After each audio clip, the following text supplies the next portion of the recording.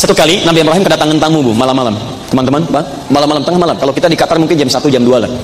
Pertanyaan saya, Ibu, kalau kedatangan tamu malam-malam, Assalamualaikum, Assalamualaikum, dibuka nggak pintu? Dijawab nggak salamnya? Tidak. Ibu boleh nggak buka pintu, tapi minimal jawab salam. Kalau jawab salam hukumnya wajib.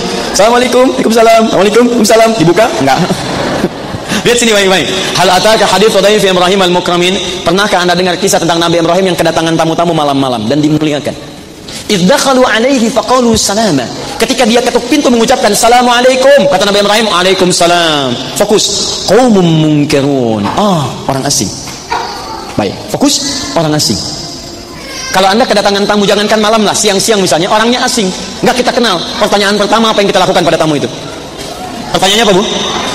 Siapa, ada keperluan apa, dari mana? Cara pandang Nabi Ibrahim beda dengan yang biasanya. Perhatikan baik-baik. Ini orang asing, orang jauh. Kalau bukan orang sini berarti olah, capek. Kalau olah-olah berarti harus dimuliakan. Tidak banyak bertanya macam-macam, dipersilahkan duduk. Faragha ila ahlihi faja'a bi'idlin samin. Kembali pada istrinya, bertanya ada menu terbaik apa untuk tamu kita malam ini. Malam-malam kedatangan tamu, tengah malam, bukan 1-2 orang, cukup banyak, tidak ditanya, dipersilahkan istirahat. Langsung cari menu makanan, tidak ditemukan. Yang ada cuma lembu, anak sapi, sempat-sempatnya nyembeli anak sapi malam-malam, bikin gulai, Bu. Bikin gulai. Perhatikan. Ini di bawah, ini luar biasa, nggak ada standarnya ini. Malam-malam datang tamu, masih sempat potong anak sapi, bikin gulai. Kita tukar situasinya. Bapak ibu kedatangan tamu malam-malam, dijawab salam, Waalaikumsalam, belum dibuka. Begitu diintip, misal jubah putih, rambut agak panjang, ya, dan bukan 2-3 orang, 5 orang, dibuka nggak? Sekarang lihat, belum selesai. Faqarrabahu ilaihim, makanan siap jadi dihidangkan kepada mereka, tamunya. Qala ala ta'kulun, begitu dihidangkan, tamunya nggak nyentuh makanan. Dilihat begini, sudah duduk, Ibrahim duduk, tamu dihadirkan alaihissalam. Dilihat nggak dimakan, yang paling luar biasa diamati, tangan nggak nyentuh makanan, lihat ke kaki nggak napak ke lantai. Posisi tengah malam. Pertanyaan saya, kalau Bapak dalam situasi itu, apa yang terjadi dengan Anda?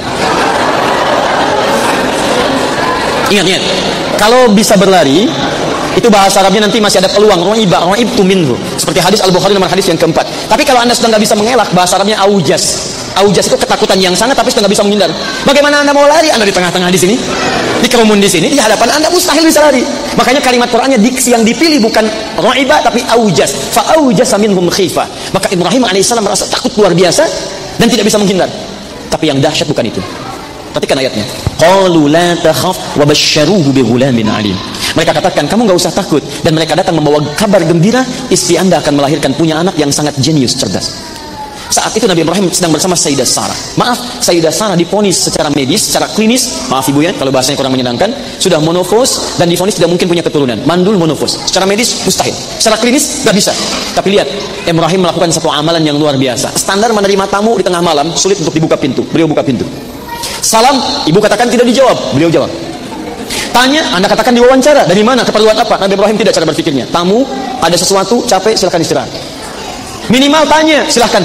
Tapi yang ini tidak. Cari makanan, sembelih lembu, hidangkan bentuk gulai. Ketika maksimal diberikan, bukankah hadis Nabi mengatakan, man kana yu'minu billahi wal yawmil akhir falyukrim dhaifa. Siapa yang merasa beriman pada Allah dan hari akhir, muliakan tamunya. Nabi Ibrahim memuliakan tamu di atas rata-rata. Maka Allah pun anugerahkan kepada beliau pengabulan yang di atas rata-rata. Secara standar, nggak mungkin perempuan yang divonis mandul kemudian monopos bisa melahirkan. Kata Allah, nggak ada yang mustahil bagi saya. Melakukan amalan luar biasa, diberikan kemudian hadiah yang luar biasa.